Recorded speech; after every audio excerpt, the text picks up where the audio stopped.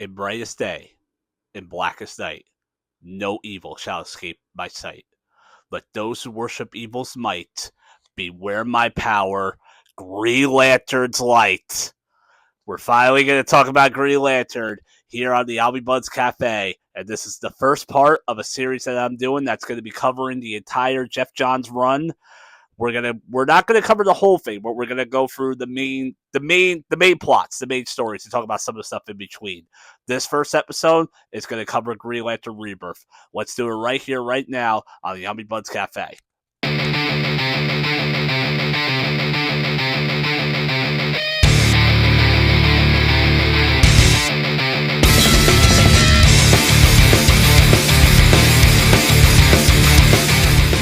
Alright, so this is Geoff Johns' Green Lantern Volume 1 Omnibus. I took out the Dust Jacket Ray because, of course, we are not Beast here. We take off the Dust Jacket here in the Omnibus Cafe. But alright, here we go. Green Lantern Rebirth. We start at the furthest sector of the galaxy with Kyle Rayner taking on an assignment. And as he's taking on this assignment, he finds out and he hears that Parallax is coming. Which to him doesn't make sense because Parallax, as we know, was Hal Jordan. Who Hal Jordan is now technically the Spectre. Yeah, Hal has been like the Spectre for a while. Just to give a quick recap of what happened before this. Hal became Parallax. He went insane for a while, became a villain, but then eventually was redeemed when he decided to reunite the sun in Final Night. I'll do that review one day. And then later on, he became the vessel for the Spectre. That's what he's been doing up until this point. And as we're going to see throughout this book, it's actually going to be a struggle for Hal a fight between himself, the Spectre, and of course, Parallax.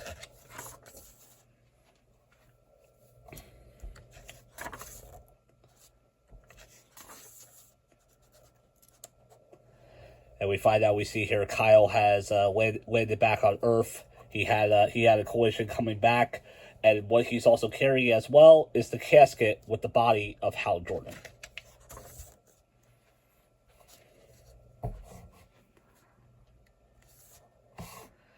And also some other freaky things that have been going on here is Carol Ferris has noticed that the Ferris airfield is back, along with a couple of airplanes, specifically the one belonged to Hal Jordan.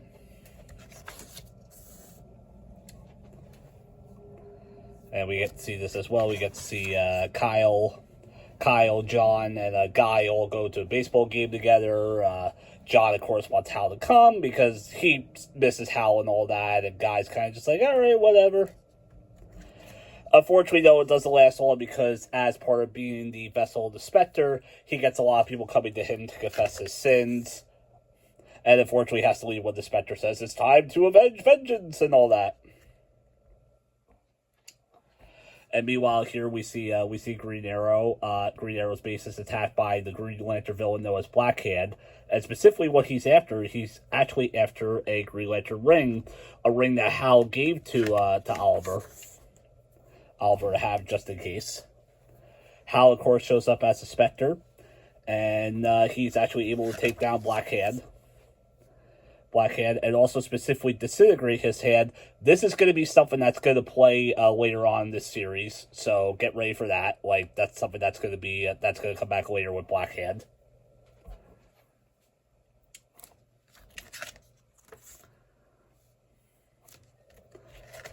But yeah, there is a lot of interesting and great stuff in this book. I love this book to death. This is one of my all-time favorite books. Fortunately, one thing that happens here is Guy's warrior powers ends up getting screwed up somehow and destroys his bar. That's a superhero tribute bar, specifically having a whole lantern's wing. But also, while that's all going on, Coast City has returned. Like I said before, Coast City is back. However, we do find out that Coast City specifically is back. However, it only has a few buildings in it, specifically 22 Seaview Street. And what's on that street? What's in that apartment building? Hal Jordan's apartment building. The Justice League noticed this as well. Batman, of course, like sees like, oh, he's up to no good. Actually, here's probably one of my favorite things about this book. Batman is kind of, in a way, like, he's not like a villain, but he's kind of like an antagonist in this book. How he's like constantly talking shit about Hal, like he's like, I don't think Hal Jordan ever changed. Hal always had an ego. He never worried when things came crashing down. He never prepared. He just flew and damn the consequences. We should have known that a man like him couldn't be trusted. A man like him. And Jon Stewart's like, that's enough! You shut your mouth, Batman! Yeah, we're going to see a lot of that. We're going to see a lot of moments like that with Batman. And we see here, too, Hal is reunited with Carol.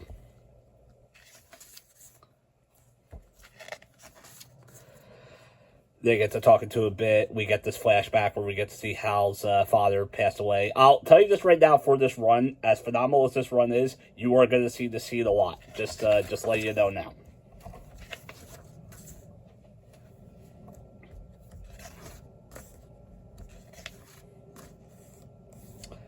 At one point, all the heroes confront Hal, including Batman over here, was like in the shadow, like bum bum bum. He's like, "What are you doing, Jordan?" But then at one point, because of the influence of Parallax, the other Lanterns start going nuts, including John. John starts attacking the Justice League. Hal at one point's like, oh my god, we gotta do something. And the Spectre's like, but no, we have this other agenda to deal with. We must deal with this another time. And like, Hal's like, come on! But one of the other cool moments that happens here at 1.2 is that the ring that Ollie has ends up splitting up and creating another ring, a ring that is given specifically to Guy Gardner. Guy Gardner is once again a Green Lantern. Unfortunately, he's not on the side of good right now, though, because he is under the influence of Parallax as well as Kilowog.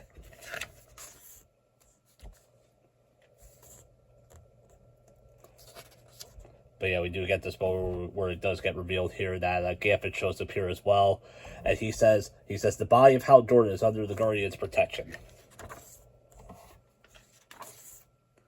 Gambit realizes something is going on, specifically with Parallax. And what he does find out is, basically this is now part of the retcon that Geoff Johns is pulling to try to basically reestablish what exactly happened with Parallax and what Hal did back in the 90s, where we actually find out that Parallax is actually a parasite, specifically a parasite demon that has always been imbued in the Lantern's batteries.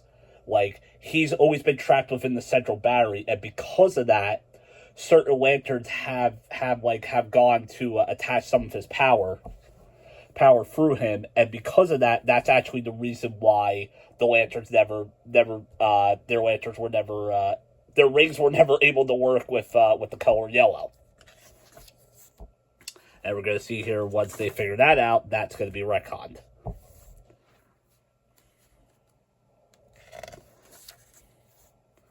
Yeah, this is Parallax right here. A yellow entity that was was made a living fear. It created terror into anything it came in contact with, caused entire civilizations to destroy themselves out of paranoia. Their fear was eaten by this creature, and that creature was called Parallax.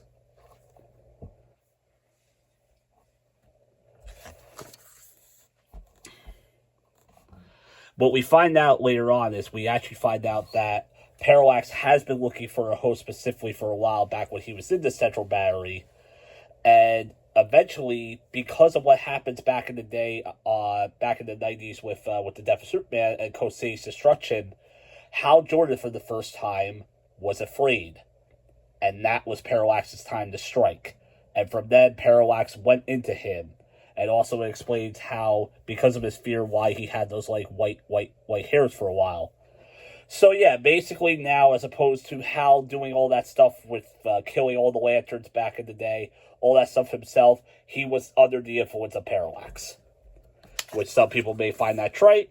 I just think it's awesome, and I think this is to me, one of the best retcons ever.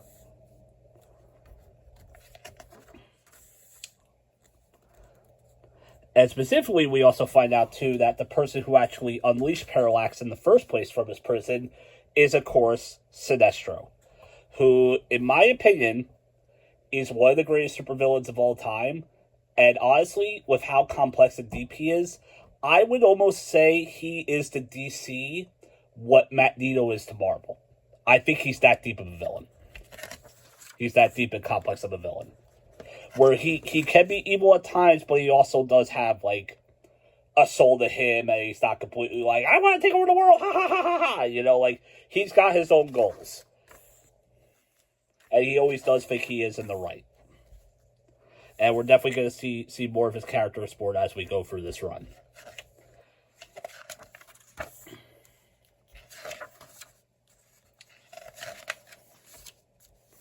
And we do get this awesome moment here, too, where Green Arrow's trying to save Sinestro from Kyle. And he actually uses the ring and takes all of his willpower to form one arrow. And it took so much out of him. And then Sinestro, of course, is like, really? That's it? That's all you can do? And I love this line, too, where Ollie goes, forcing your willpower into the ring, asking it to give your thoughts life. Is that what it's like? And Kyle goes, every time. Damn.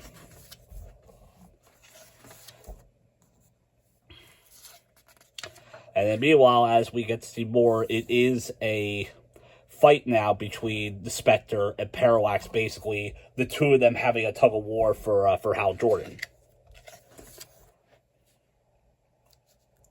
Because, of course, now with Spectre being like, oh my god, if I take over Hal, and he's also Spectre as well, I will be completely unstoppable.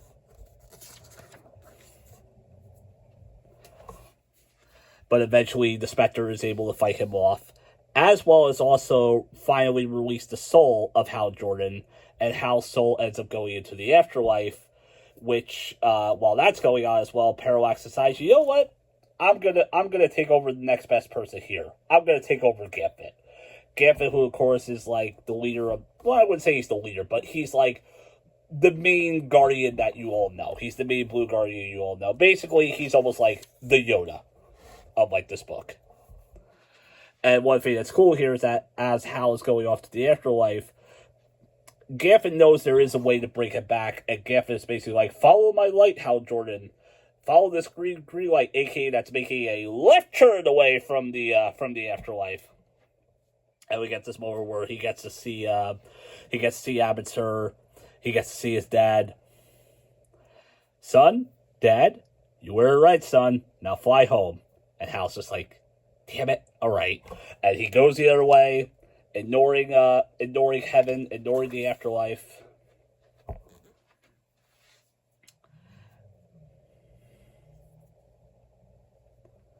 And then we get this moment. I love this by Hal. I love the way Johns writes this. I wake up from a dream, and I call to it. It comes as it always did. My weapon, my power ring. My thoughts and emotions shift. My body aches, my soul does not. I'm finally thinking clearly. I'm finally thinking like me. There's no more cries for vengeance, no more fear, but plenty of damn will. Will to stand up, will to fight, and will to live. Sinestro, get the hell away from them. This is probably my favorite shot of Green Lantern. I love this book so much. So now Hal is fully back. Hal is back alive. He's back to normal. He's normal. No Spectre. No Parallax. It's just good old regular Hal Jordan back as a normal Green Lantern. I love this moment here, too, where, like, Sinestro punches him out of, like, orbit, and he's just like, that felt good. Because, yeah, he's finally alive again. So we get this fight between Sinestro and Hal. Like I said, they're definitely going to be fighting a lot more in this run. We even get a flashback to when they first meet each other. And Hal basically always showing that, yeah, Hal was not exactly a fan of authority. Which is constantly how him and Sinestro will always clash.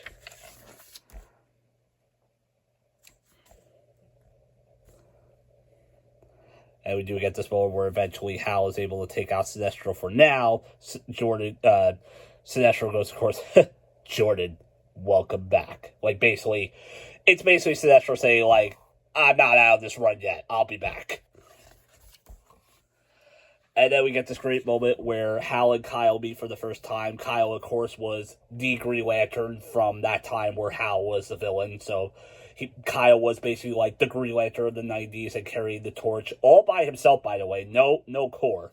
Which is another thing that I love about this book, too, is that this whole book and this run is what's bringing back the Green Lantern Corps. So it's not just one Green Lantern, it's all of them together. But yeah, I do love this moment where he's like, let's do this right. Hal Jordan, Kyle Rayner.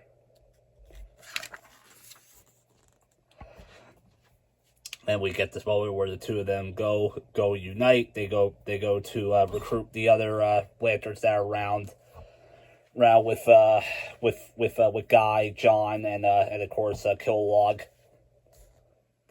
Gambit is now completely possessed by Parallax, which is not good at all.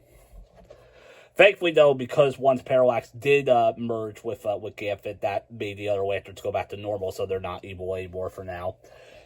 And we probably bet my favorite moment of the book, where Jordan rallies the troops. He's like, all right, guys, we're going to do this. And then all of a sudden you see a Batman,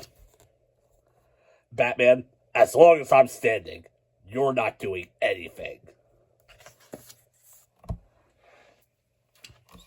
And I'm going to quote Sal from Comic Pop.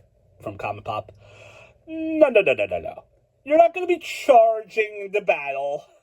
You have a lot to answer for, Hal Jordan. Jordan, of course, is ignoring him at first, and then Batman's like, we're not done.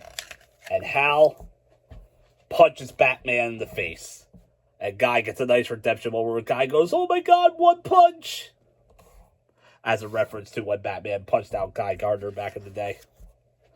So eventually Hal tells Batman and Justice League to fuck off. It's a Green Lantern problem as it is. Even Alan Scott shows up back here and tells the Justice League, like, the Green Lantern Corps has this. And I love this page, too, because I love that they actually, the way Johns writes it is beautiful. And also, props to Ethan Van Sciver as well for the phenomenal art. You'll see plenty of him throughout this run. But what I love about this page is that you basically have Hal describing how each lantern, like, uses their rings and uses their powers. How it says, like, Kyle is more meticulous because he is, like, an artist, and John is, like, extremely meticulous because he's an architect, while Guy's is a little more, like, staticky and a little bit all over the place. Hal himself basically said, mine is, like, straight to the point. And then, of course, like, Kilowog, they talk about how Kilowog is basically like a cannon.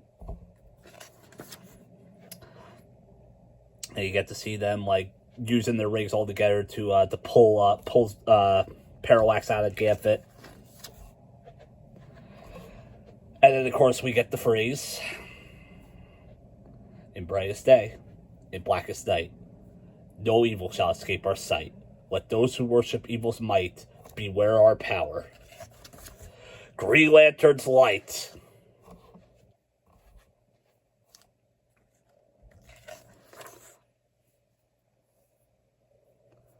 And eventually they are able to pull Parallax out. And they put him back into the battery where he belongs. But now, because of this, now that they know that he's in the battery, now they know to avoid Parallax's influence. And their whole thing is, like, now, as opposed to always, like, having no fear, it's more like we acknowledge fear, but we're not going to give into it. Which is awesome.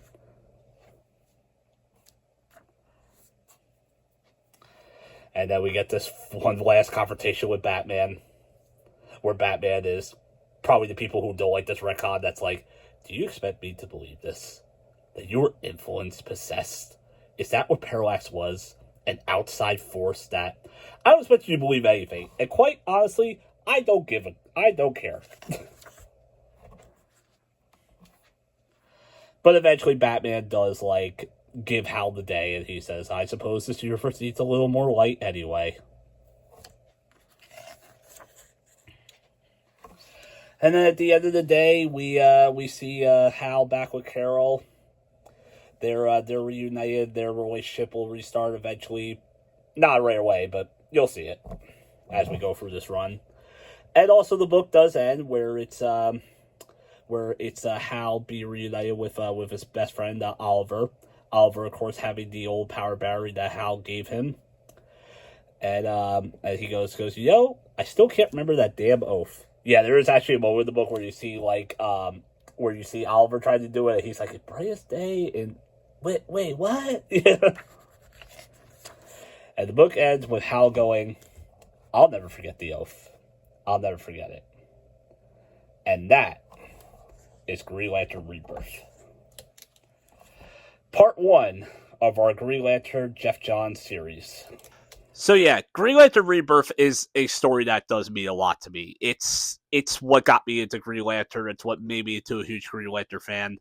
I love this story so much. To me, it is the definition of a perfect retcon. Just everything Johns did to make everything work, have it all work within continuity, and set up this whole new era that is still considered to be the greatest era in the history of Green Lantern. I mean, there's some good stuff that's happened after it, but this era has been very hard to top, and we'll see a lot more of that as we explore in the next episode of this series, where we're going to talk about the Sinestro Core War. And of course, guys, as always, subscribe to the Young Buds Cafe, and I'll talk to you guys later. See ya.